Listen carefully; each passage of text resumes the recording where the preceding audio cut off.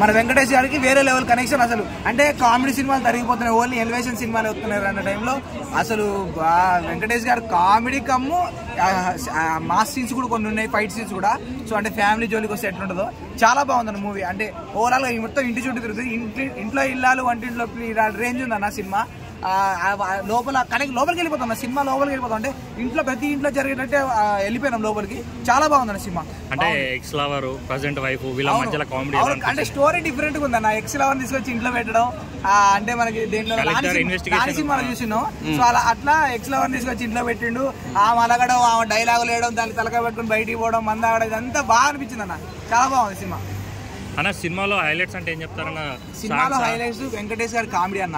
ఏం కామెడీ అన్న, వాంబో ఒక్క జోకులు కాదు, సినిమా అంతా ఆయన ఎక్స్ప్రెషన్ తోనే కామెడీ అన్న. నిజంగా వన్ సైడ్ వెంకటేష్ అన్న. సినిమా మొత్తం వన్ సైడ్. సంక్రాంతికి వస్తున్నాను అంటే అందుకే పెట్టినప్పుడు నాది టైటిల్ మారుతుంది, సంక్రాంతికి కొడతామని చెప్పి పెట్టుకోవాల్సింది.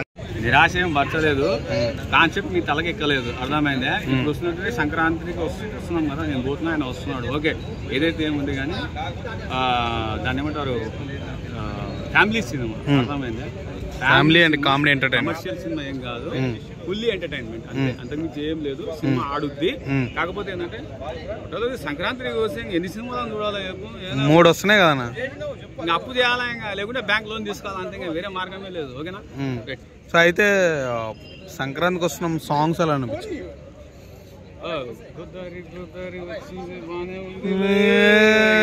డ్రైవింగ్ వేయాల్సి వస్తే మళ్ళీ ఆయన బాధ పడతాడు, నా పాట ఎవడు ఆయన పాడిందని. అవునా? అయితే ఇంకో పాట కూడా పాడండి వెంకటేష్ గారు, పొంగల్ సాంగ్. ఆయన ఆట ఆడతాడు, అది కూడా చేసుకుంటే ఇంకేం డైరెక్షన్ కూడా చేయమని ఆయనకే. ఎలా అనిపించింది అసలు? ఓకే, పర్లేదు, బాగా అనిపించింది. సో హిట్ అంట, ఫ్యామిలీ హిట్, అర్థమైందా? Not commercial. థ్యాంక్స్ అన్న.